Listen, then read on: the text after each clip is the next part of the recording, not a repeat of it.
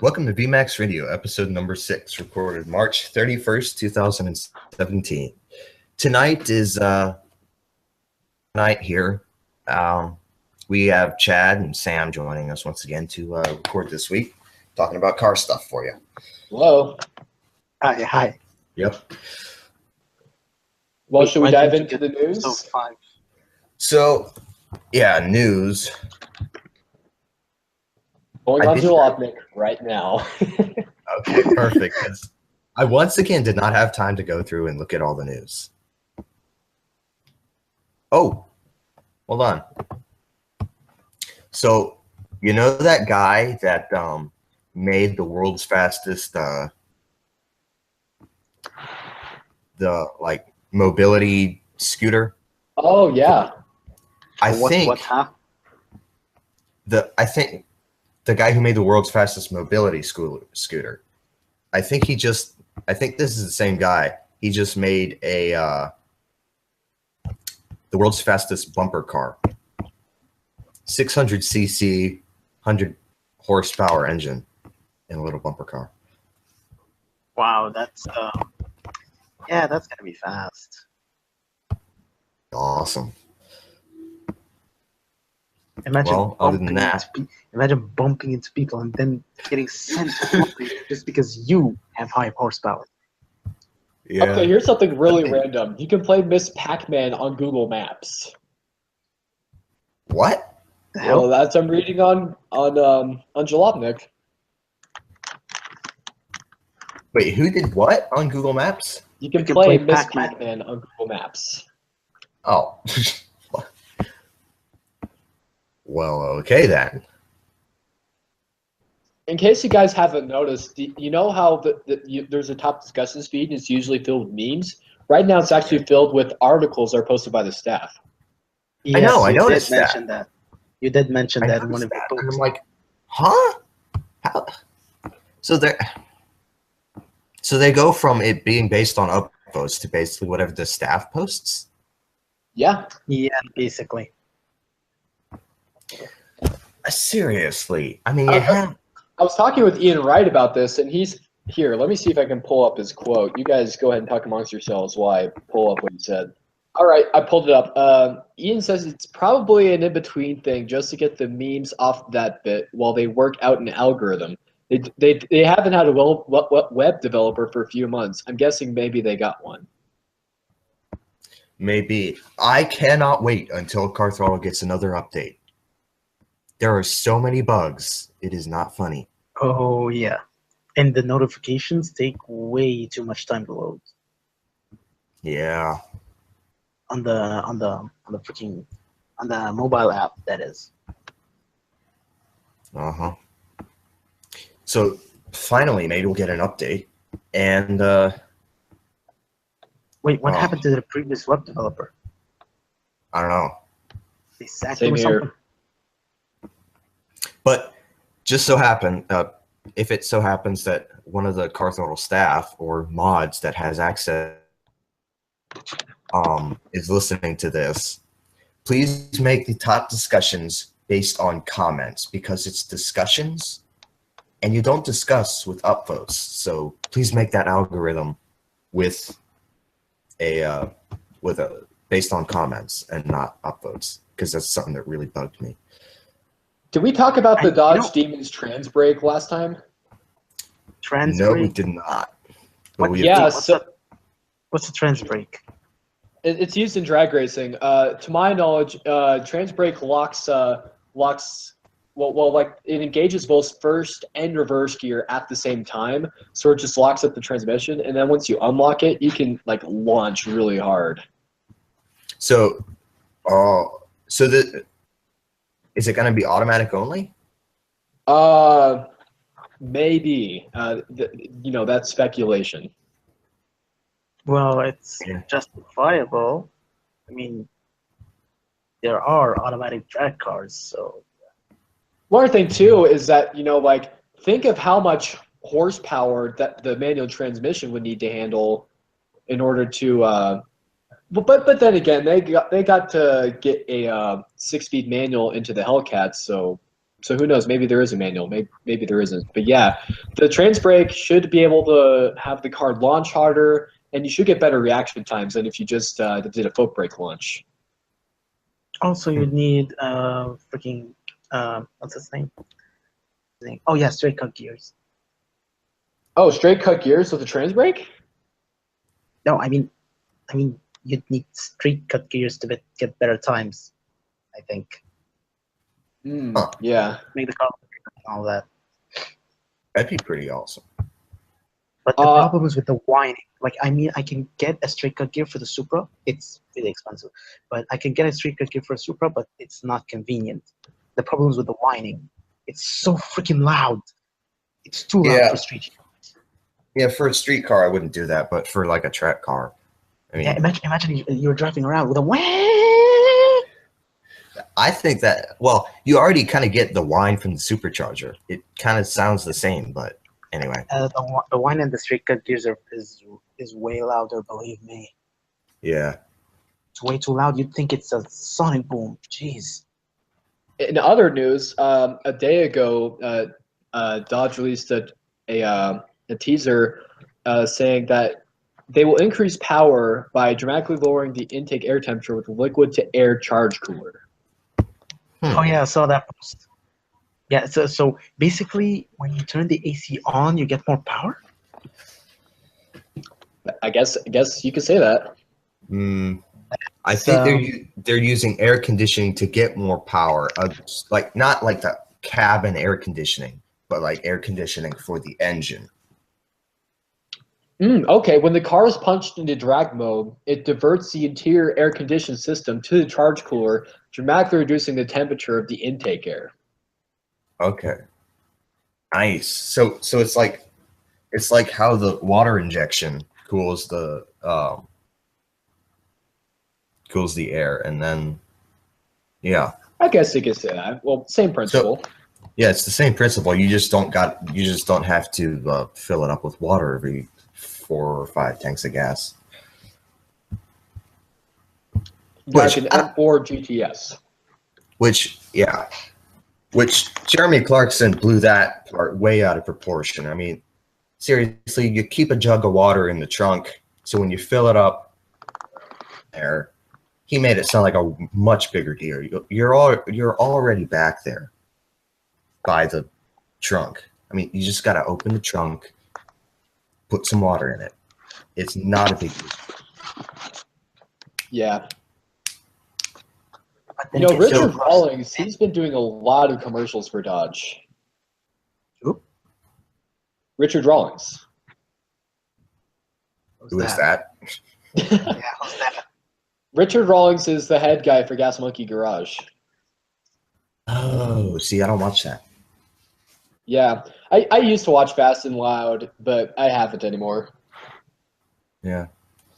Is Roadkill still releasing stuff? Because I haven't seen any actual Roadkill stuff recently in my feed. They actually recently released a episode where Freiberger and his friend Fred Payway from Off Road Magazine, they resurrected a flat fender Jeep and off-roaded it. Oh, nice. What about the one with the dirt Charger? Challenger, sorry. I don't think it's even on more Trend on Demand right now because they've been recently posting photos on their Facebook. It's like, oh, we're filming right now, so I'm guessing they won't release a video for the Dirt Track Challenger in at least a month or two. Huh. Yeah. So on Road and Track, there's some news about you. So I'm on Road and Track right now, and there's a story about the new GT, and it does 0 to 60 in 4.9 seconds. In the news, what GT? You just lagged there, so I didn't hear it. The Kia Stinger GT. Kia Okay. Stinger. Okay. Which it's competing against the BMW 440 Grand Coupe, but it's a lot cheaper. I've heard some people say that the Kia Stinger might actually be as big as a 7 Series BMW. Jeez. Yeah, This doesn't look 7 Series size. And yeah, I mean, I could be wrong, but that's what I've heard. And this engine is only producing 365 horsepower, and that's not enough to get. Okay, but for something the size of a 7 Series, that's not going to get it up into. That's not going to get it to 60 in 4.9 seconds. Maybe it has an all-wheel drive system. No, it has rear-wheel drive. It's a rear-wheel drive 4-door. I mean, rear-wheel drive. Holy crap! I can do stuff with that. Yeah, it's actually going to be an awesome Kia. An awesome Kia. When was the last time you heard that? You heard someone say that? Well, Korean cars Exactly. lately have been pretty good. Yeah, my mom had a 2008 Hyundai Zera, and that car pulled. Nice. So, a fun fact. So you know the Lotus Elan, the little front-wheel drive roadster that they made back in the 90s and early 2000s. Once Lotus was done making that, Kia actually bought the name and stuff, and they started making the Lotus Elan as a Kia, just badged as a Kia. Lotus Elan. That sounds like a cheese. Kind of cheese. But yeah, it's a Kia. It's a Lotus rebadged as a Kia. So that is the only other. Elan. Yeah, it's the Kia Elan. It's actually probably the only other awesome Kia that's out there. But speaking of Korean cars, Hyundai are making some pretty good cars. Starting from 2006, they're picking up the pace. I mean, they started with the Ranger, then the Azera, then the Genesis, then the Genesis Coupe, then the Centennial, and blah, blah, blah, blah. You guys hear about the Kia, I think it's called the KC90? Well, KC900. KC900? Yeah, like a big, VA-powered luxury car. I'm looking it up. Wait, that's the Centennial. This is the Kia K900. Oh, sorry, Kia. You're talking about Kia, not Hyundai. Sorry. The Kia K900. Yeah, I've heard of that. Never heard of it. I really actually like that car. I think LeBron James was pimping it out. Well, not like pimping out, modifying it, but he was sponsoring kind of thing. Yeah, he was on all the commercials. Kind of like Shaquille O'Neal to Buick LaCrosse. Yeah. So, the other news story that I have open here is the Hellcat-powered Jeep Grand Cherokee is going to be at the New York Auto Show for its big reveal. Makes sense considering they're revealing the Demon. Actually, it doesn't kind of make sense because once the Demon comes out, that's going to be where all the media is, and they're going to completely overlook this thing. I would either say do it at an auto show before New York or after New York, because then it will get more of the spotlight. They could do it side by side. How much do you bet that thing will never see off-road? It's called the Track Hawk. It's never going to see track or off-road. Well, if you can remember, if we've seen it, Alex Kirsten, he took a 485 horsepower Jeep Cherokee SRT8 off-road. True. Yeah, first time I ever seen a Grand Cherokee off-roading. Yeah, Car Throttle will take it off-roading, but actually, the old Jeep Grand Cherokees, early 90s, late 90s, early 2000s, people. I've actually seen quite a few of those built for off-road use. Oh yeah, those are pretty awesome. I want one of them. The Laredo, yeah, I like that model. Imagine getting that model and then sticking the V8 from the new models in it. Oh yeah. Or you know what would be awesome? Sticking the V8 of the Hellcat in the Wrangler and making the Wrangler actually off-road worthy and using it for off-road. And I thought about that. I thought about naming it the Hellhound, but no one said crap about it. You know what would be awesome? if you take one of those old Grand Cherokees and then put like a turbo diesel engine in it, a smaller diesel engine. I think someone's actually done that before. Well, so Dirt Every Day they took their CJ7 and put a turbo diesel engine in it, but it wasn't a Grand Cherokee. But I mean, someone might have made a Grand Cherokee like that. You want to hear the cars that are most likely to go over 200,000 miles? Sure, why not? Yeah, reading this off Jalopnik, and this is the order they're coming in. Ford Expedition, Toyota Sequoia, Chevy Suburban, Toyota 4Runner, GMC Yukon, Chevy Tahoe, GMC Yukon again, Toyota Avalon, Toyota Tacoma, Honda Accord, Honda Odyssey, Chevy Silverado, Ford F-150, and GMC Sierra. So I just counted how many General Motors products are on there. So there's 7 General Motors products on that list of cars most likely make it over 200,000 miles. And Raven know who says are crap. Exactly. I was just going to say, now I have more ammo to argue with them. Oh, you know what? I didn't see a single Chrysler or Dodge on that list. Yeah. Yeah, still, that's pretty weird. Toyota came out with the Hilux Tonka concept. Yeah, I saw that. Yeah, I love that. And so a quick note about the, is it Hilux or Hilu? Because I've heard it both ways. Okay, I'll call it the Hilux. Because I call it Hilux, and somebody's like, no, it's Hilu. No, it's Hilux. Okay. Tell them they're ignorant. And... No, don't talk Okay, about that. okay. So anyway, one of the guys that goes to our church, he is from South Africa originally. And his son is living in Australia right now, and he has a Toyota Hilux turbo diesel. And so the guy that goes to our church is getting really, really, really jealous of his son because he loves his son's truck. And so he's actually going to submit some paperwork to the government to see if they'll let him import one of these turbo diesel Hiluxes. And if he actually gets it.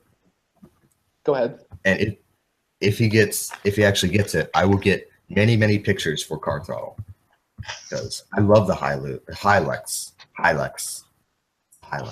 From what I've been told, and from what I've seen in Kuwait, Hiluxes are pretty durable cars. Oh yeah, and you can apparently do burnouts with them. You can do burnouts with pretty much anything that's rear-wheel drive or front-wheel drive, for that matter. Yeah. My uncle. Quick story here. Last Christmas, no, not a couple Christmases ago, he took us out in his truck and he started gunning that thing up this back road, and it's a full-size Toyota Tundra with the V8, and he put a K&N intake on it, and so it sounds awesome, and it makes 400 horsepower. So he was going up that, and it was awesome.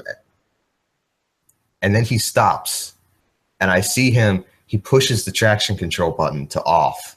I'm like, oh, yes, he's going to do a burnout. And so he does this monster burnout in his Toyota Tundra. I wish I could have gotten the video. So Was bad. there smoke? Oh, there was so much smoke. Oh, it was awesome. But yeah. And not that uncle, but a different uncle used to do burnouts in his 80s Mark I diesel VW Rabbit. And that thing had no power, so if that could do burnouts, pretty much anything can. He did it by pulling the emergency brake, which just reels, so it's front wheel drive, so he just gunned it. Wait, you actually call it an emergency brake? Emergency brake, hand brake. Anyway, now I know how you become a car guy, because both your uncles are, apparently. Well, one of them definitely is. The other, I mean, he's interested in cars. He's not he's not like cars are. Cars are kind of interesting to him, but yeah. And then anyway, my Sorry. Yeah, my quick story. My grandfather had a 1964 Chevelle SS 396. Ooh, this is And good. but he sold it a long time ago. Yeah, he said that was one of the biggest mistakes he's ever made. And not just because now it's worth a ton of money, but because he loved that car so much. But it would have driven him bankrupt because they do like 4 or 5 miles per gallon. I don't know. I don't know. I don't think it's coming from my apartment. Anyway, so here's the thing about the Toyota Hilux Tonka article on Car Throttle. Is that Matt Robinson wrote it, and in the title it says, "And I want one."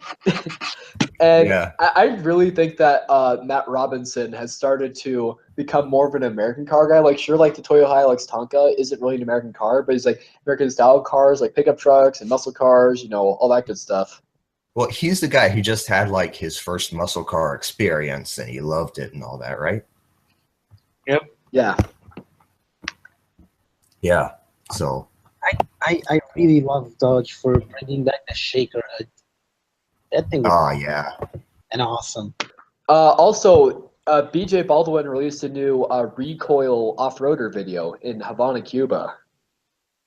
Oh, nice. Oh, yeah. I haven't Did you watched watch that that? yet. Oh, I it's, want to watch. I haven't watched it. Baldwin and Ken Block together. oh, that Oh would be my sweet. god! Oh, yeah. But did you see the trailer for the next episode of Ignition? Oh yeah, with Ken Block and the Ford Raptor. I cannot wait for that episode because the new Ford Raptor is my favorite truck. And I love Ken Block. Ken Block is... How cold he is. Oh, yeah. He's always cold in situations like these. Unlike Tanner Yeah. Faust, who's a hot-headed drift boy. So keeping on going with the whole Havana, Cuba off-roader thing, Car Throttle recently posted it in an editorial post, and I said, oh, no, I didn't say it, but someone said, honestly, these videos are better than most of the newer Gymkhana videos, and I said was about to say the same thing. Yeah. Yeah, like Well, I really liked the. Is there going to be a... Okay. You go ahead. Yeah, so as I said, was about to say the same thing, and like you know, some of the recent Gymkhanas, sure, they've been cool. Like, I mean, the Dubai one, like when the first time I watched it, I was kind of underwhelmed. Like, you know, of course, this was like right after, you know, episode 7 of Gymkhana with the Unicorn Los Angeles. I mean, that's freaking cool. But yeah, I'll have to agree there that like you know, like the recoil videos are insane because there's more jumps. Like when you're going around a turn to the trophy truck and you floor it, say, I think if you're turning left and you floor it, then like the front wheel will raise up off the ground. It's hilarious. Uh-huh. All right, so what are you gonna say? You look at the knives this time. I forget. So, are we going to have our Viper versus Corvette debate now, or are we going to have that after the AMA? What say you, Sam? AMA first, because Viper versus Corvette is gonna be epic. All right. Yeah, it's going to take a long time. Okay, so I got the AMA open. Same here. Castriot Calaba asks, best modern racing livery in your eyes? Hmm. Does Gulf still sponsor cars? No, I don't know. no, it doesn't. Okay. Then my favorite livery is the Martini livery on the F1 cars. For me, I would say Von Gittin Jr.'s Ford Mustang and Formula Drift. Ooh, that's a nice one. That is pretty awesome. I like Ken Block and Tanner Faust's libraries. Yeah, Ken Block's right. I really like the livery. Also, the library I like the most is the one on the the Red Bull library on the what's his name?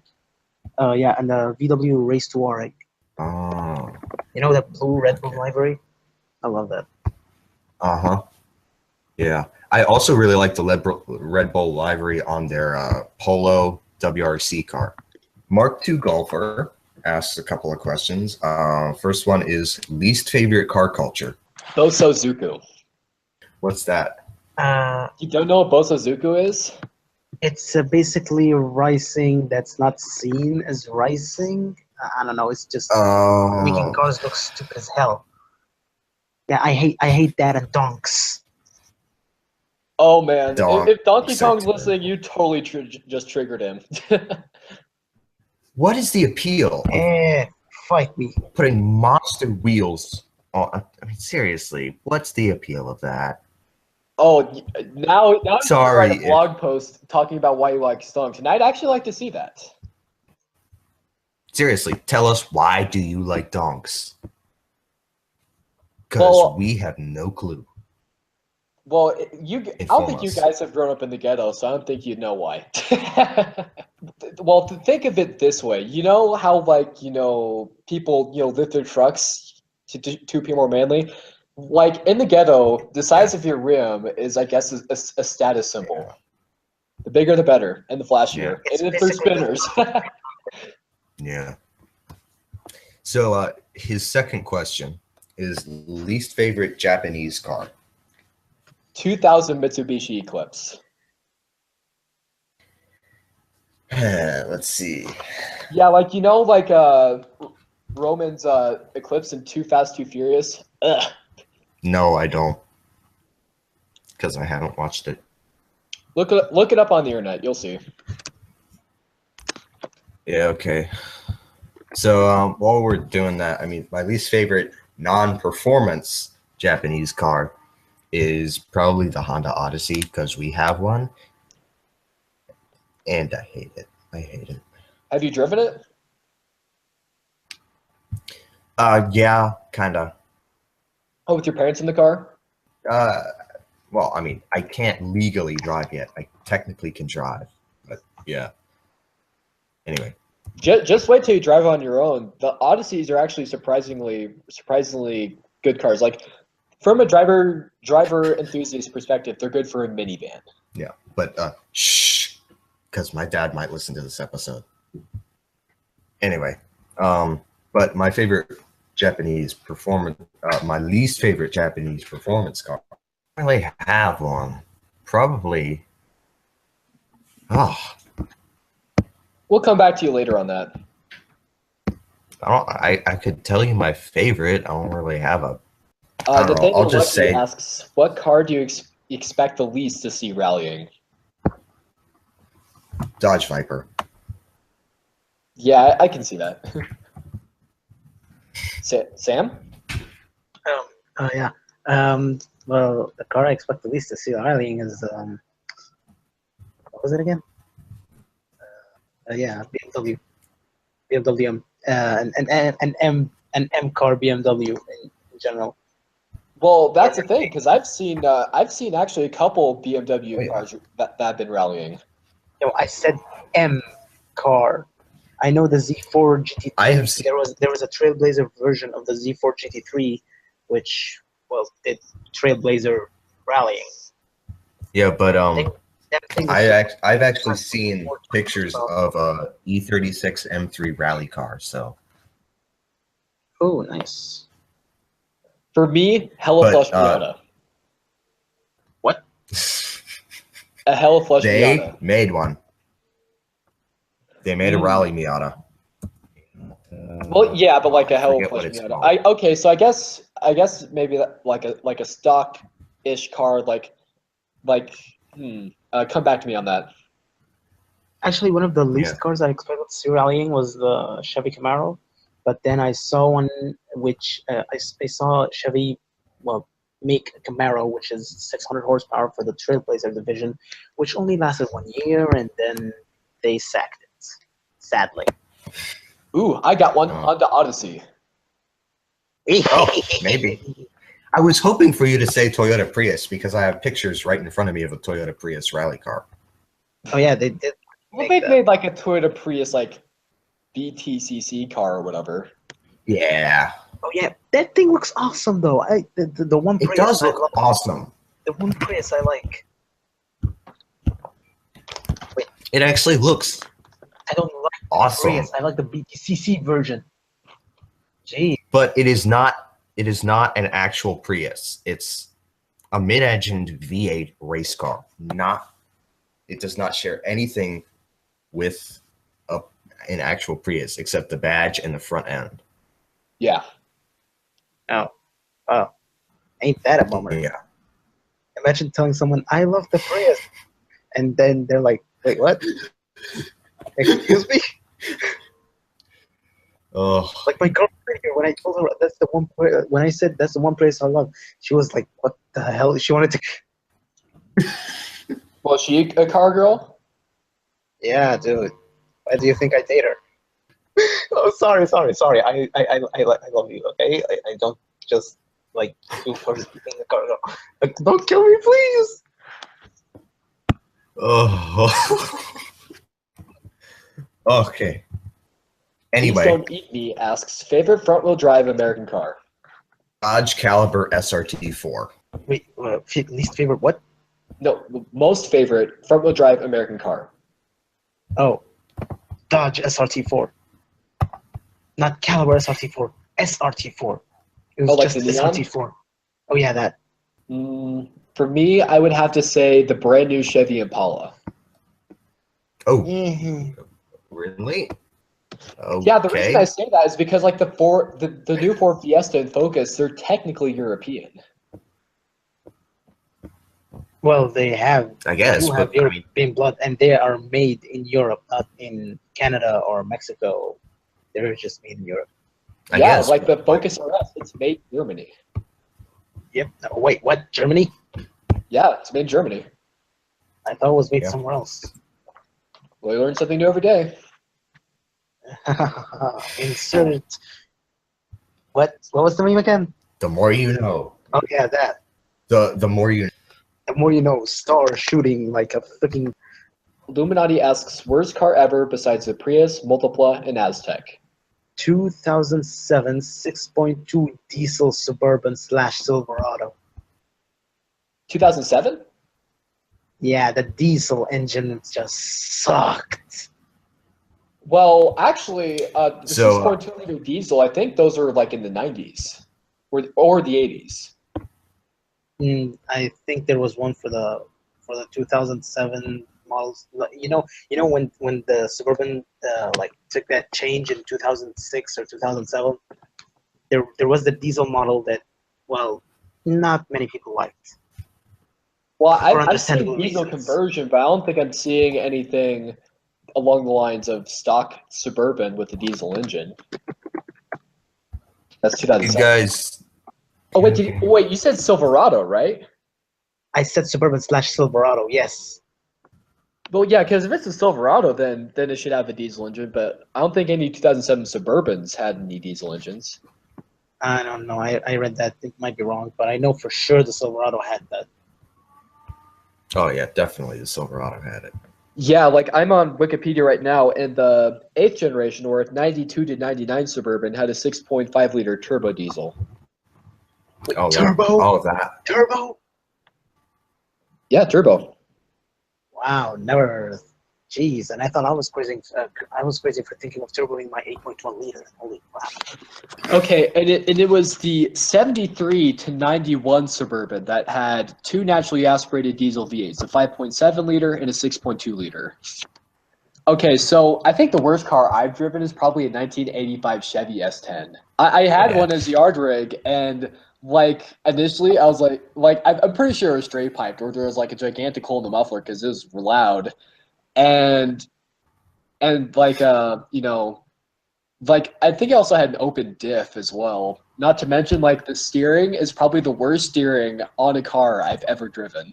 Like sure, I mean I guess it looked pretty cool, I guess, but like, you know, after a while, like I didn't really like driving it. And then when I got and I driven two other yard vehicles, 1993 Ford F-150 and a 1997 Ford Explorer, and I like those much better. I think Ford pickups in general are way better than GM pickups. Yeah.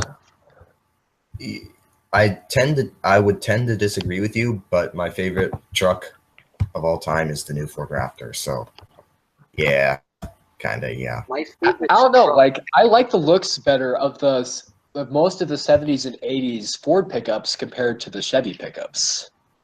My most favorite truck ever, besides my Suburban, is the Raptor.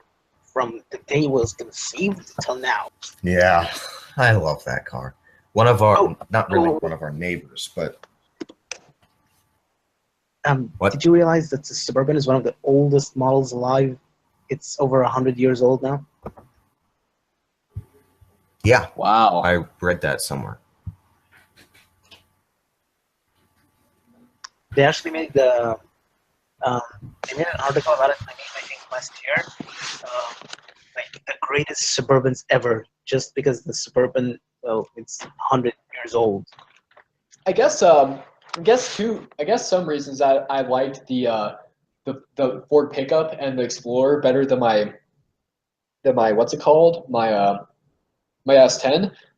Excuse me. Is that but both the Explorer and the F-150 had V8s. The Explorer was a lot of fun to drift. Both of them had decent mufflers, and the F-150 actually had a working radio, which I liked. Nice. Yeah. So, Adam Kareem asks, what is your favorite car that has come out of France? Favorite French car? I didn't hear you. Say that again. Peugeot Onyx. Peugeot Onyx. I'm guessing you've never heard of it. Yeah, look it up on the internet. I remember for the longest time that my friends, they really liked that car. You know, they talking about like, oh, this car's so cool. So probably mine is the Renault. Is it called the Superlight? Little Spider. Renault Spider or something. Oh, you know what? And one other car that I really like from France is the Renault Alpine. Oh, of course. There's no doubt that everyone likes the Alpine. Yeah. Renault, the Renault Sport Spider is my favorite. There's this unknown, like really lightweight French car. I can't remember its name, but the name was really girly. Like the French. It's the car is French. I think it was based on the MR2. It was very good handling. It was light, but I can't remember the name. I played that car in Gran Turismo. I used the car a lot on Gran Turismo 5. I really like it. I really like it. Oh. Now, if you excuse me, I'll go to the bathroom. All right. The guy with the red Evo says, "How many peanuts can you fit?" Hold on. Okay. I'll talk to you guys. Well, yeah. So, Chad, how many peanuts do you think you can fit in your mouth? Well, what kind of peanuts are we talking here? Regular peanuts, I guess. You know, like their shells are up their shells. Yeah, like circus peanuts are still in their shells. You know, like the stereotypical ones that elephants eat. No. Just peanuts. Just regular peeled peanuts, not peeled. Does it require me to chew them? No, it just says what you can fit in your mouth. I have to say at least 50. Well, I have a pretty big mouth, according to people, so I'd say 40, 60, something like that. So I actually tried this. I didn't fill my mouth completely full. I filled it about halfway, so I didn't choke. And then I multiplied that by 2, and I came up with 70 to 75. Dang. Wow. So anyway, ELO Blazers asks, what do you really hate about the Prius? Have either you guys actually ridden in a Prius? Yeah. Yeah, I did. Yeah. All right, so have I. So we can all effectively say what we hate about the Prius because we've actually been one before. Yeah, Yep. I actually ride in one fairly regularly, unfortunately. So basically, it's not like uncomfortable. It's not the best. It's just a regular Toyota interior. That's not anything specific to the Prius. But yeah, the interior is kind of bad. And then it would be a good daily driver for somebody who doesn't really, want to. He just wants to save gas and all that. But if you buy a Prius thinking you're gonna help save the world, you're really not really hurting it, because the batteries that I'm sure most of you have heard this before, but the lithium for the batteries is mined in Canada and then refined in China. And China has almost no regulations on their factories, so they're dumping tons of waste products into the oceans and pumping it out into the atmosphere. So you're actually hurting the environment when you buy a Prius, a lot more than you're helping it. Yeah, I've been to Prius. Number one, wasn't fast at all. Number two, like the interior was okay. So yeah, like I've been to Prius and it didn't really impress me. Yeah. I hate the Prius for two reasons. First reason, I felt like I was gonna barf inside it. Whenever, twice, I was driving the Suburban, and my Suburban is like loud because I changed the exhaust.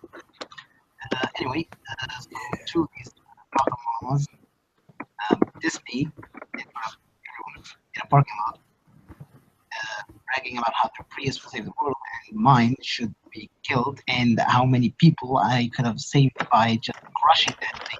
And my answer to them was, bro, bro. Yeah. Yeah, but talking about it like not being fast, you can get it to be fast. Like my cousin drove it. Like her default speed in her Prius is like 80 miles an hour on the highway. So I actually posted a Ask Me Anything recently. We can ask questions from that. And then I'll post a post later tagging people saying I answered these questions on VMax Radio. Okay. Okay, let's see. So Okay, wait a second. First, we apologize to all people we can't answer their questions, because we can't answer all questions, obviously. So yeah. Yeah. Brian the Tofu Drifter asks, you doing anything for April Fool's Day? Oh, hell. I wish. We're at my grandparents' house. If we were at our house, what I usually do is I go to the kitchen sink and it's got that sprayer with the button. I tape that button down and point it forward, so whoever goes to turn on the kitchen sink gets sprayed. I usually do that. I have a funny story about that, actually. What is that, a common joke? No, this is the story.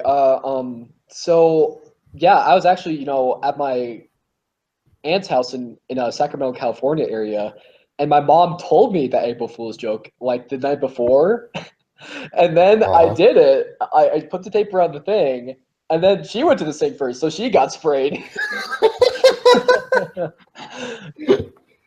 So she told me how to do it. Then she got pranked by the prank she told me about.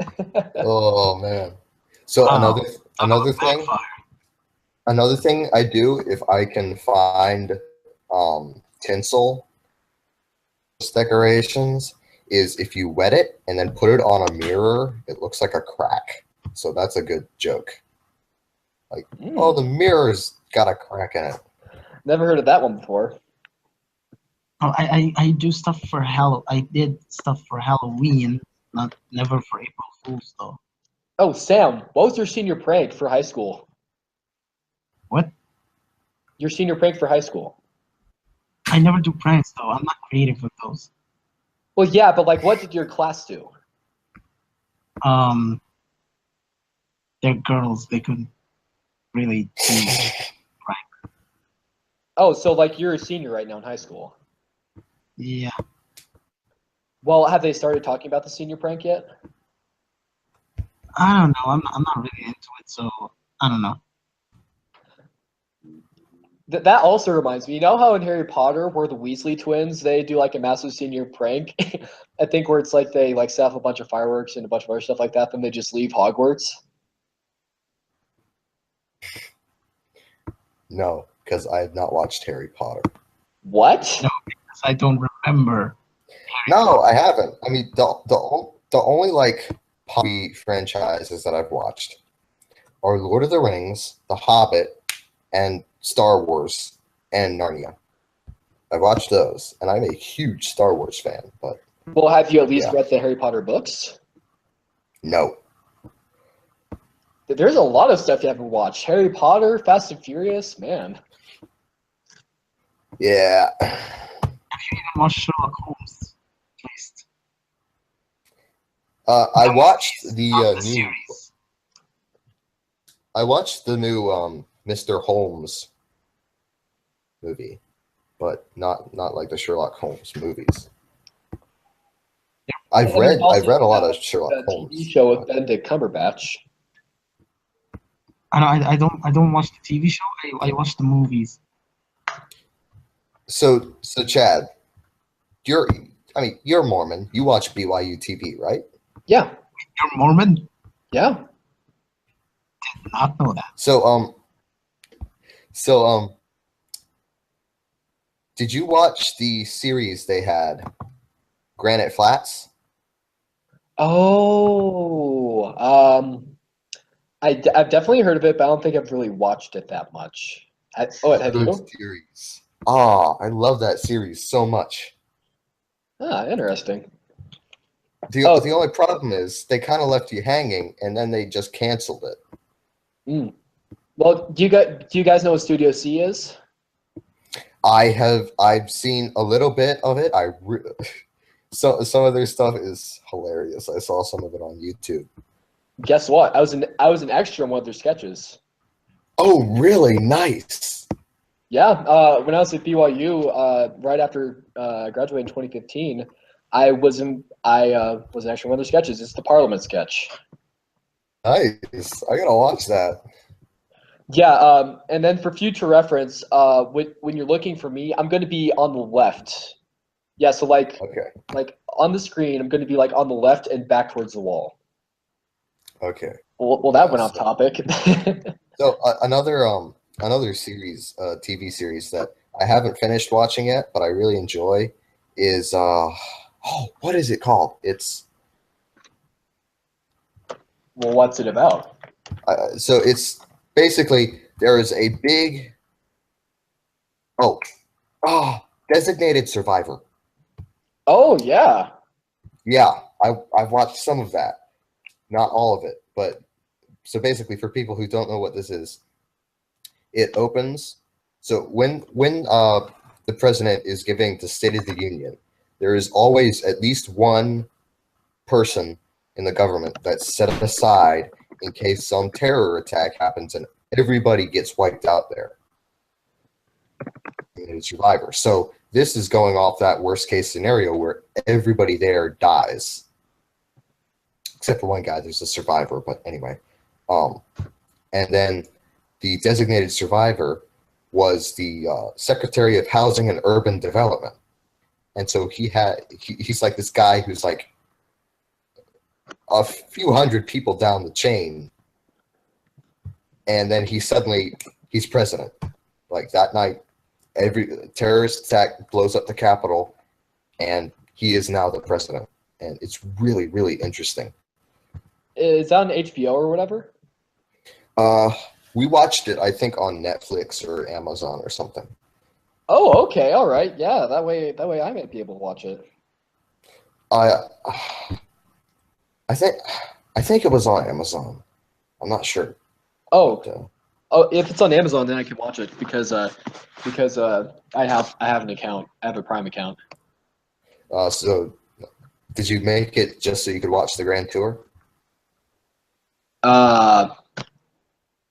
Meaning I've only been watching the Grand Tour on Amazon? No, meaning you heard that the Grand Tour is going to be on Amazon Prime, so you made an account to watch it. No, actually, my mom had one before then. She's been doing she does a lot of online shopping. She's like, hey, why not? Okay, let's see. Flux70 says, you gonna do anything tomorrow? Tomorrow we're actually heading down to Emerald Isle to look at some stuff down there.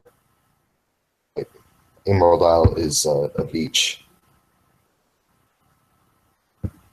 Do you guys know what Neebs Gaming is? No, actually. Yeah, they're this pretty good gaming channel on YouTube, and they have, I'm pretty sure they have an office in Wilmington, North Carolina. Yeah, and they've also done the Duralius and Associates and Battlefield Friends. Huh. Mighty Miata asks, what is your least favorite number? I don't have one. Is it 666? I guess, yeah. Yeah, I don't think I have a least favorite either. Funny story though. Thumb drift. I was playing Thumb Drift the other day, and I was doing really good. I had no clue what I got, and then I finally crashed, and I look at my thing, and it's like, I got 666 in distance, and I'm like, how did that happen? So I screenshotted it and put it on Car Throttle. Yeah, I saw that. Black Phillip asks, what is thou like to live deliciously? What? It's like in this picture, but yeah. I'm looking it up. I'm gonna see if that's like a reference, like a metal song or whatever. Oh yeah, I looked up Woodist on what's it called? Okay, apparently it's a reference to The Witch, and that's in quotes. Oh, okay. Okay, let's see. 17th century New England. You know what? This might actually be about the Salem witch trials. Huh, maybe. Might also be a horror film or whatever. Yeah, it's a film. Yeah, mystery, horror, historical period, supernatural horror film. Yeah, Puritan plantation. So yeah. So to answer that question is no, thank you. I'm pretty sure that's like what like the antagonist slash monster says to a person that's about to be eaten or killed or whatever. Do you guys like horror movies? I've never watched one. Big surprise. How about you, Sam? Sam? I think. Yeah. What were you guys talking about? Sorry, I was her father was talking to me. So yeah. Sam, do you watch horror movies? Oh, I love horror movies and horror games. I don't watch horror movies as much now because they cease to scare me. Horror games are way more fun. Have you played Resident Evil 7? Duh. I'm a gamer, dude. Yeah, my friend, he has Dark Souls and Resident Evil, and he had me play Resident Evil 7, and you know what? Resident Evil 7 was actually, quite entertaining. But the problem is it was horror at first. You had that overwhelming sense that you're under-equipped and able to die. But then it turned into a more action-y feeling more than horror. Yeah. It turned more action. My friend beat the game before me, and I actually went through the game with like the pistol you unlock if you do a certain thing with the campaign or whatever. Yeah. And I think I had that easy too. The 44 Magnum? No, the pistol I was using was I think it looks like a Beretta with a silencer. Oh yeah, the what? Oh yeah, the 44 Magnum. Wait, 44 Magnum? Was it? I don't know. Anyway, you collect just antique coins, I think 9 or 10, and you put in that certain bird cage thingy and you collect the gun. Oh, okay. Yeah, I remember that. Yeah. Also, my friend, have you seen the trailers for the movie Get Out? No.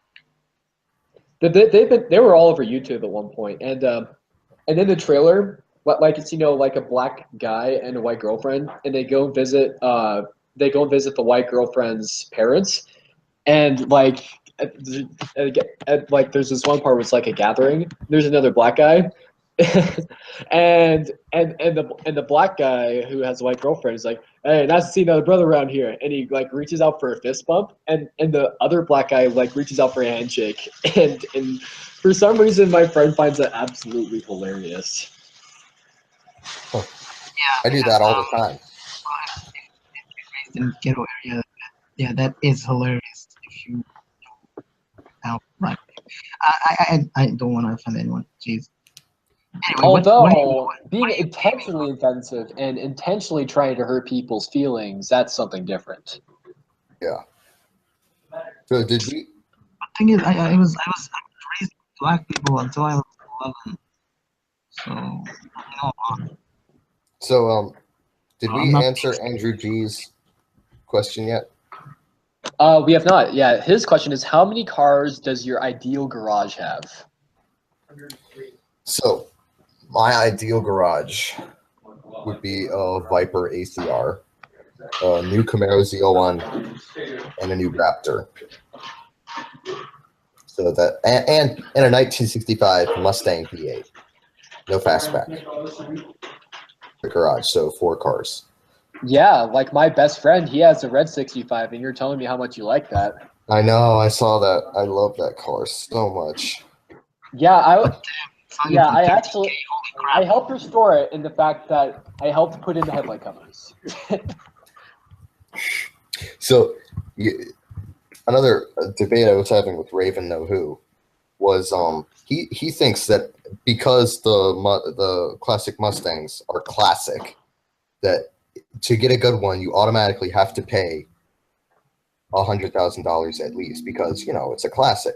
But I went on Haggerty Insurance, who insures most of the cars for Concours d'Elegance, and they follow the market a ton. They update every day values and stuff. Concours grade for a 1965 Mustang V8 manual with AC and all the options loaded that could add up the price would be $35,000. Yeah, sorry. For Concours grade. Yeah, and my friend's car, it's very nice, and it's 13 grand. I actually remember that his dad was like grinding out some bad welds in the trunk and whatnot. I remember that. Also, I was in the car like when there's like no interior at all, and there's just a shell, and I remember like shifting through the gears and everything. It's a 3-speed, and reverses up and top, up top and left. First gear's down and left, and then there's 2 and 3, and there's a spring to where you don't really have to like move it over right in order to shift into second from first. So you basically just bang shift it forward and don't have to worry about shifting it to the right when you do a first and second shift, which is really cool. Wait a second. You said the first gear is it's bottom left? Exactly. So wait, that's basically dogleg before dogleg? Yeah, I guess I could say that. Huh. Yeah, That's and he got the car as a shell from someone in his church who lives like 2 minutes away from him out in the country, and I think it's actually one of the first 5,000 Mustangs ever made. Oh, cool. I gotta move here, guys. Just a minute. Okay. So, Because So, Study, you answered the question for how many cars your ideal garage has. How about you, Sam? My ideal garage would have a 69 Charger RT. 69 Charger Daytona. My Suburban. Raptor V8. Supra and Koenigsegg Agera 1. For me, I would have to say 30. Like, like anything over 30 cars by yourself, it would be hard to take proper care of a 30-car garage or greater. So yeah, for me, 30 cars. Anything over 10 is a lot. Dude, Yeah, I true. could barely take care of 3 of my own cars. How am I expected to take care of 5? Maybe especially one of them's a friends to help classic. out in your life. What? Get some other people to help out. Yeah, I'll have to get specialists, especially for the charger. That thing will need a lot of maintenance. Yeah, so 30 for me. Like I can think right now, like David Freiberger. He has a lot of cars just sitting around. Like he stashes away like 65 Buicks and crop dusters away in garages and I think he actually kept the flat bender Jeep I was talking to you about. He kept that in his garage for about 15 years before he resurrected it. Oh, funny story on that. Yeah, so they back in 2000 when the car was running, the car had rod knock, and like a old wives' tale way to fix it is to put a leather belt on and use that as the rod bearing itself. And what ended up happening is that when they ran the engine, the leather belt disintegrated itself, and it got all of the oil galleries in the oil. It was a mess. Yeah. So I might have to go soonish. So that's okay. We're about wrapping up anyway. Well, no, we got the whole Corvette versus Viper to go. Oh yeah, that's right. Yeah, we can't leave people hanging with that. Oh, okay. Let's get started then. All right. A second. I need to go back inside to get a new batch of knives for some reason. Just be right back. Okay. So I'll start off with why I like the Viper, and then you can say why you like the Corvette, and then we can start fighting. Okay. Basically, I like the Viper, one, because it showed that old school can still take on the new stuff that everyone is making. Like, it embarrassed the Porsche 918 at Mazda Raceway Laguna Seca and every other track that it's been to. It hasn't been to the Nürburgring yet.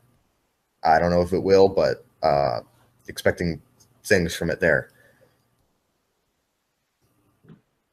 It's American. I love American cars, and it can handle really, really well.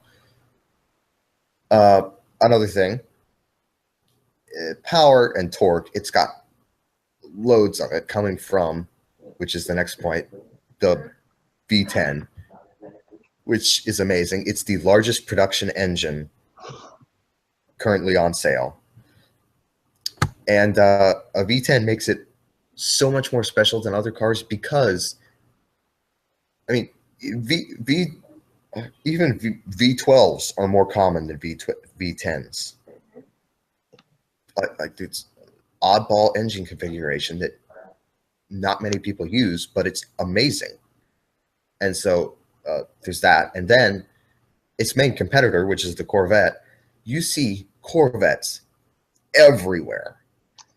I have seen, to this day, 5 Vipers in my entire life, which is not that long in vanity, but, I mean, I've seen hundreds and hundreds of Corvettes in that same amount of time. So, okay, Chad, why do you like the Corvette? Regarding your point about the whole V10 thing, that's actually kind of false, mainly because, there are a lot of Triton V10 powered F-250s and also a significant amount of V10 powered Dodge Rams. Yeah. But I mean, there's those two in and then there's the Ford Excursion, which has that too. But then, I mean, other than that, I was going to make a blog post about the best V10 cars ever, but I could not find a ton of them. And I was just like, you know what? This is not worth the effort to go and find all these obscure V10 cars and then compile a list of them. I mean, I could have, but I didn't really have the time. It's much rarer than a V8 or a V12. I'm back. Oh, hey, yeah, Okay, Study was just talking about why he likes the Viper so much. Oh. And now Chad is going to say all the wrong reasons why he likes the Corvette. Well, study Viper Corvette. Viper, duh. I mean. Oh, sorry, I meant to say Sam. I'd say Viper because just shut up. I'd say Viper because A, she beat the Corvette, and B, she's statistically the faster car overall, although she weighs more, way more. Basically, she's the car that gets the job done better. Am I seriously left hanging here? Yeah, I mean, it's obviously better than the Corvette, and Chad is wrong. Why do you like the Corvette? I don't want my feet to melt. It does not burn you. It does I not don't burn know. you. Like, isn't there like a 50-degree difference in between like the top 30. of the It's and the bottom 30 of the degrees. Vipers? In the old Vipers, it's a 50-degree difference between your head and your feet. But in the new Vipers, it's 30. So, yeah. But that has an advantage if you are insane enough to drive your Viper in the winter because you got a foot warmer. Yeah, and you know what? That's actually a great point because the foot warmers on my Subaru suck. So yeah, just put side pipes on it and that'll warm my feet right up. Wait a second. Are foot warmers a thing? Well, yeah, it's where like you know how like the little dial, like it'll show like here will like warm your like, yeah, it's like on the dials where like show like air pointing down your feet kind of thing. I remember the. Oh, okay. The foot warmer. I actually used it as foot cooler, not warmer. Well, there might be a foot cooler too, you know, with air conditioning and everything. Yeah, I used foot cooler. But so anyway, I thought it was like the steering wheel, the heated steering wheel. Like the pedals would heat up and then it will heat your feet. So yeah. Well, you could probably do that, although that might not be the best idea. I mean, you probably could pull it off, but I don't know. So but yeah, another one of the reasons that I like the Viper is because it's raw and it's unrefined. And it's miserable. Yeah, but race cars, real race cars, are miserable to drive. Miserable to drive at least in a daily commute. Yeah, that's what I mean. Okay. On a race, like Johnny Lieberman, when he was reviewing the Viper ACR, he said he loved it because when he got out, he felt like he'd just gone and ran a race or something because he got out, he was deaf, and it smells like a race car, and he said it was just like a race car. And race cars are meant to be miserable because they're not meant to be comfortable. Yeah, they're meant for one thing and one thing only, and that is speed. And leaving other people. Think of it this way. Think of like the endurance races, like the Baja 1000 and 24 Hour Le Mans. You would think they would at least put some thought into comfort in that situation. Yeah, there is that. But another thing. But then again, you've never seen a Viper in a 24-hour Le Mans, but you've seen a Corvette. You have. Wait, what? Yeah, Viper has raced in 24 hours of Le Mans. They raced Which last generation? year. 5th gen, the newest one. Yeah. I actually met someone who drove the Viper for 24 hours in Le Mans. That's really cool. Oh, it was awesome. The weirdest part was it was at a homeschool conference, and but it was before Car Throttle, so I wasn't able to post about it. And oh man, maybe I can if he's there again this year, I can invite him on the show. That'd be awesome. Well, but how come? Hell, I watched 24 hours, but never. So anyway, Chad, what are the other reasons you like the Corvette better than the Viper? It has a longer history to it. There is that, yeah. Well, yeah, the Corvette does. Yeah, the Corvette's been around since 1953. Yeah. Yep. there is the heritage. Yeah, there is the longer history. They're more, well, opposite reason for why you like them. They're more common. Although I do have to admit, like I get more excited when I see a Viper than a Corvette. Exactly. I have, like, among my family, I'm notorious for, if I see a Viper, like, I literally lose myself saying Viper over and over and over. I actually do the same thing when I see a Corvette, when for example Angel points out a C7 Corvette, I'm like, eh. And once she pointed out a Viper, I was like, holy crap, that thing looks good. That thing looks good. That thing looks so good. Oh yeah, I was literally like that. I was kind of that way when I saw Mark IV Supra in Washington D.C. I just yelled like Supra out loud, like with my entire family in the car. I saw a BMW i8 when we went to DC, and E46 M3. I think I've actually seen some E46 M3s on my local Craigslist, so those don't really impress me. Yeah, I mean, I like them. They're not really the most impressive cars in the world.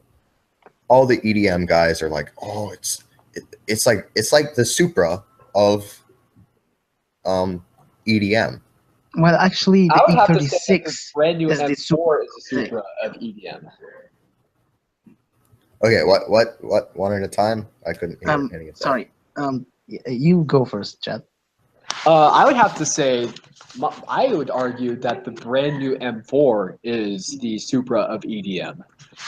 Well, no. I mean, I don't mean it's like equivalent to the Supra in performance and all that. I mean it's equivalent to the Supra in that people fanboy over that thing so much. It's in some people take it's overrated in some circles. Actually, in that regard, I would apply that to the E30 M3, because if you've seen Car Throttle's video on all the M3s, and their write up about it, they said that the E30 M3 is overhyped. Like, sure, in its time it was pretty good, but comparing it to the other M3s, it's pretty meh.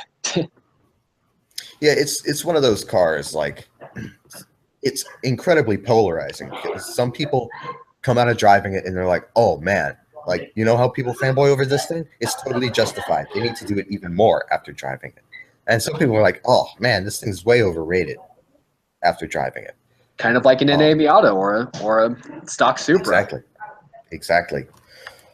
Yeah, as a stock Supra, like, I hope my Scarlet doesn't kill me, but stock Supra isn't like, it's good in terms of looks, but isn't impressive in terms of performance. Actually, Supras in general, if they don't have their spoilers, handle if their lives depended on it. They won't be able to handle for crap. Well, that's the thing though, is that spoilers are more, for the most part, they're more for like high speed cornering. Like you wouldn't, like, your grip wouldn't really change even if you had a massive spoiler at 10 miles an hour, because the air isn't really moving. When we were restoring my Supra, the original spoiler was cracked in half, so a custom spoiler that was made to look stock was being made. So I tried to drive her without spoiler, and I felt like the tail was actually off the ground. Keep the PDA down, will ya? Anyway, we were talking about Viper versus Corvette. Yeah. Pause that, please. Another reason I like the Corvette is because supercharger. Oh. Natural aspiration for the win. No replacement. Well, like a root supercharger is a really good replacement for displacement, because you get instant power with the root supercharger. Well, the root supercharger has it has that advantage. It does replace displacement. It's basically boring your engine. Yeah, I guess. But I like naturally aspirated cars more. That's why I like the C6 Z06. The LS7 is GM engine of all time. No doubt, LS7. Oh, I love that engine. And you know what? They were able to get the LSA. 7,000 RPM redline with hydraulic roller lifters. Yeah. You probably don't even know what I'm talking about. Yeah, No, I'm say just that like, again, because I didn't hear you. I didn't hear you. I might know. You said hydraulic something lifters. Hydraulic roller lifters. Oh, wait, that just escaped my mind. I know little information about it, so might you explain for our listeners? Oh, okay. So pushrod V8s are cam block engines, meaning that like the camshaft just sits right above the crankshaft in the V8, and then the camshaft rotates, and then it pushes up on lifters, which then push up on push rods, which then push up on rocker arms, and that rocker arm pushes down on the valve spring. okay. Okay, new information.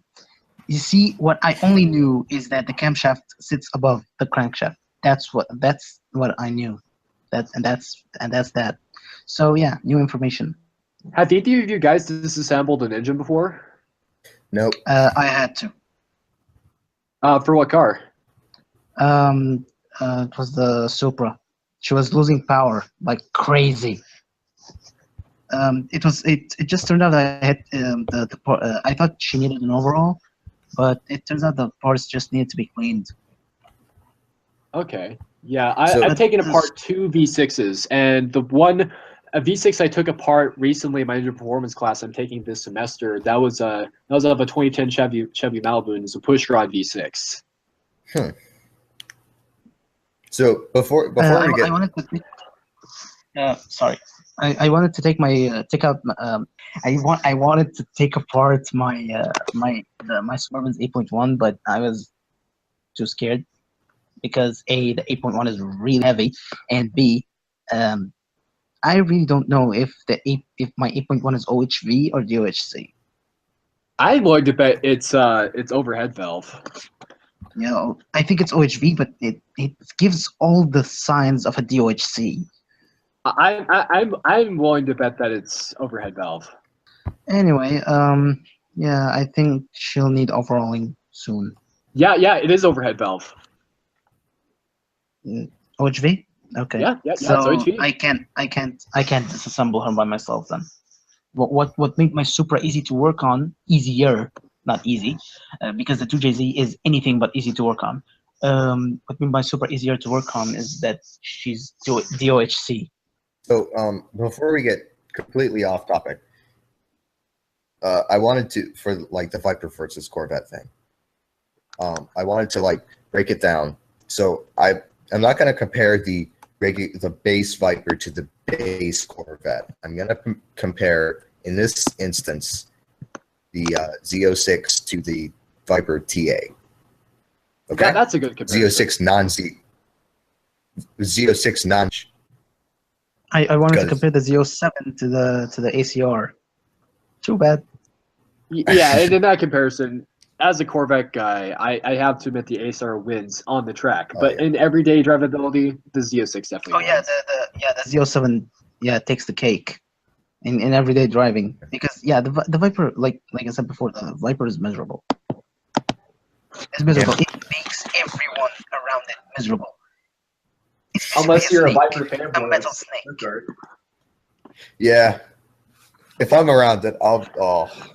Actually, Anyway. when you ride a Viper for the first time, you'll find out that your fanboyism is kind of misplaced. Oh, have you ridden a Viper? 4th gen, yeah. I Was that don't think Laguna so. Seca? Yeah, no, not in Laguna Seca. In the street. Okay. It was miserable as the ACR. I mean, it's loud. The sound dampening inside isn't that good. The seats aren't comfortable, for instance. And according to the driver, the clutch is pretty heavy. So I have no problem with droney exhaust, like insanely loud exhaust. Like my aunt took me fishing once in her Ford Ranger, and her muffler had fallen off, and so it was a no muffler Ford Ranger with that horrible sounding V6 droning the entire way at highway speeds. And so it was like the entire time. So, and that didn't really bother me. Exhaust part doesn't really. But anyway, so I wanted to break this down into speed, everyday drivability, and then just like, I don't know, I'll think of more categories. But speed, so 0 to 60, Viper TA is 3.3 seconds, and so is the Corvette Z06. Wait. I'm not sure if the Z07, the Z07 does 3.3. I'm not sure what the non-Z07 Z06 does because it's got have the sticky tires that the Z07 package does. I don't know. So let's just say they're equal in that. And then top speed. It's a meaningless metric, but here's something random. So Exploding Turtle recently posted something car thrill saying, "What do you call a muscle car with a V6?" And then someone said, someone on here, he's defining muscle cars with power to weight ratios. I've never seen that done before. He says muscle car is a car, typically American, with a power weight ratio of 10 to 1. Muscle cars were always heavy. Until recently, that is. Huh. So top speed of the Viper is 208 miles an hour. Top speed of the Corvette is 200. Meaningless, but there's an 8-mile-an-hour difference. Yeah, it really is meaningless in almost all situations. Yeah. Speaking of top speed, my Subaru goes about 120 miles an hour in 4th gear. Did you try it? What do you think?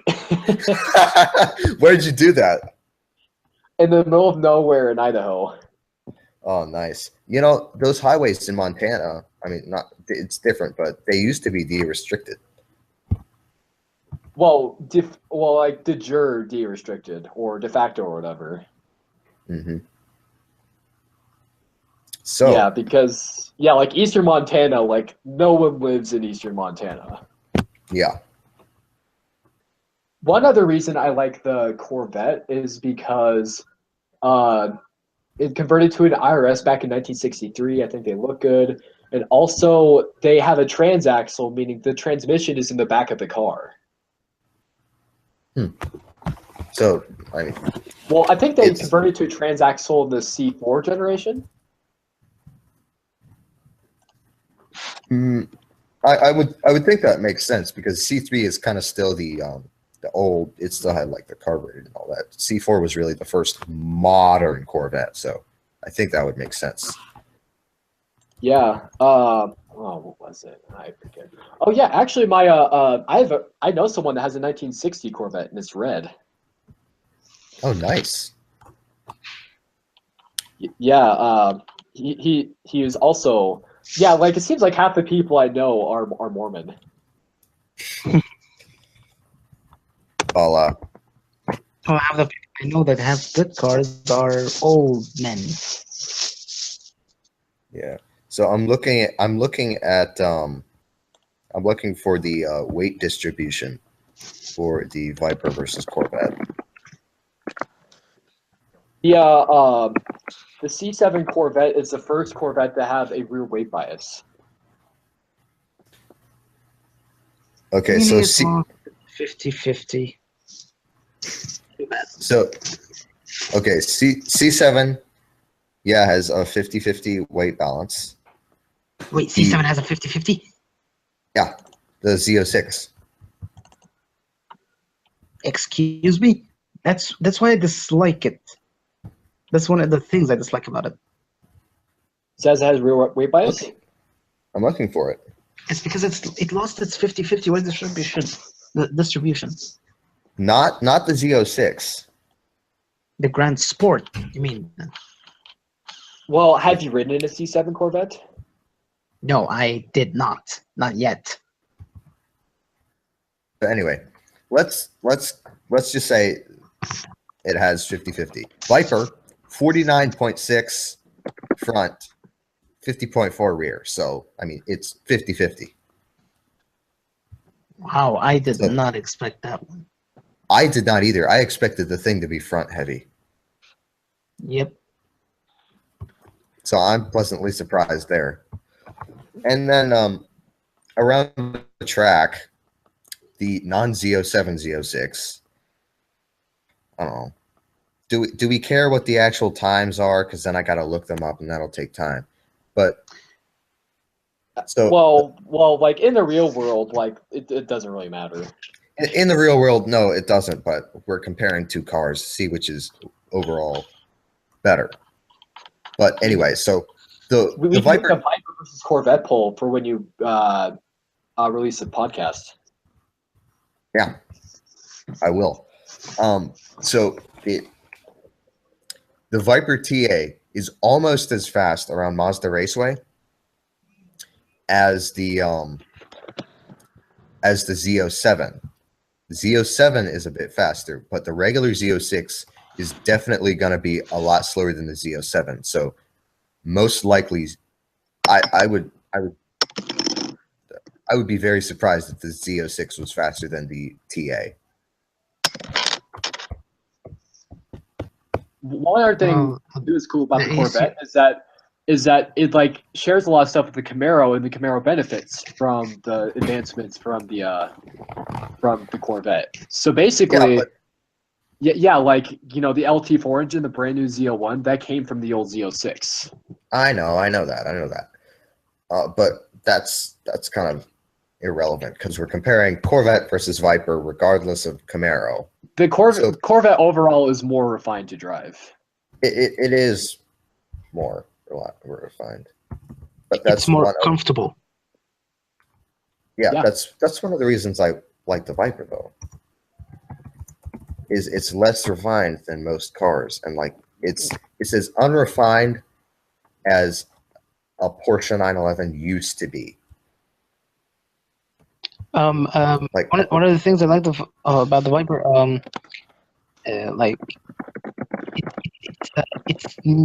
it's like so near to being a true driver's car. Like you need to just take off the ABS and the power steering, and that's it. And you got a McLaren, an American McLaren F1, kinda. Yeah, like does the McLaren F1 not have power steering or ABS? All McLarens F1 don't have power steering or ABS, dude. Even the new MP412C? What the? No, I'm talking about the F1, not the MP4. Okay, all right.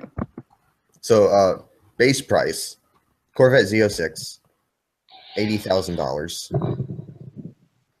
Viper TA is $90,000. So, you went on price. Yeah, the Corvette's cheaper too, like the base models and whatnot. Yeah. Well, the Corvette has always been known to be an affordable, well, quote unquote, supercar.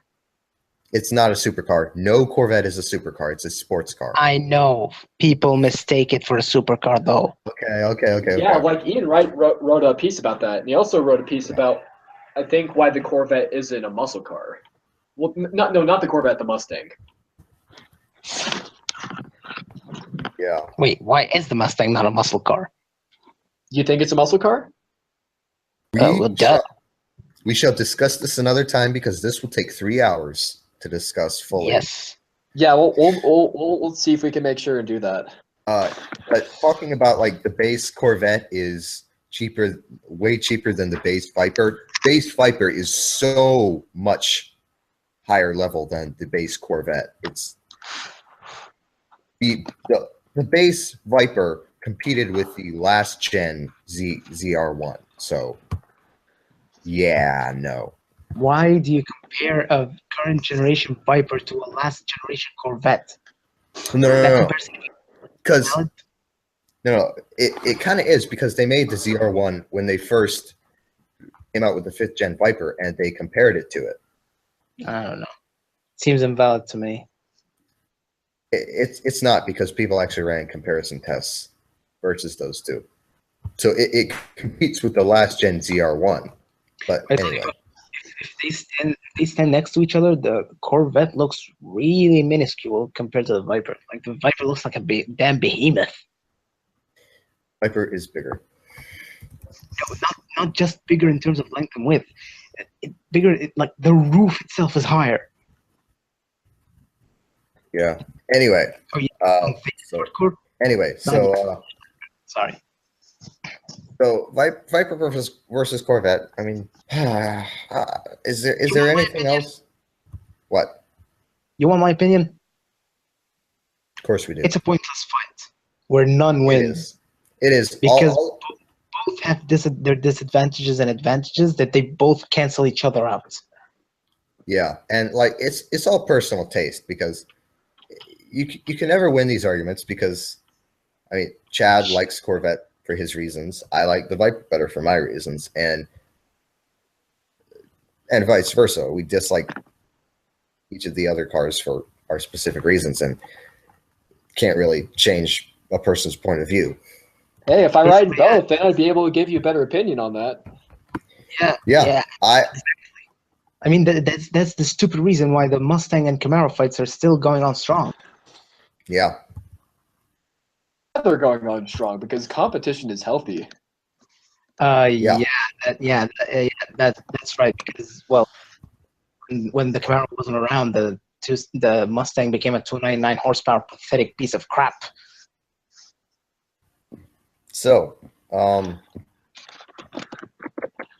we done?